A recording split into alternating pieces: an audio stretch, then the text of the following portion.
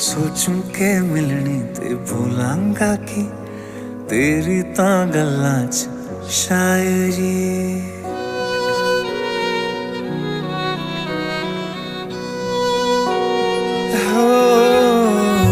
सोचूं के मिलनी ते भूलांगा कि तेरी तां गल्लां च शायरी।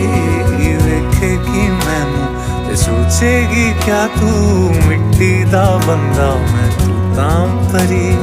इश्के दी गलियां च खोया है दिल वे, आस लगाए कि जाए तू मिलवे।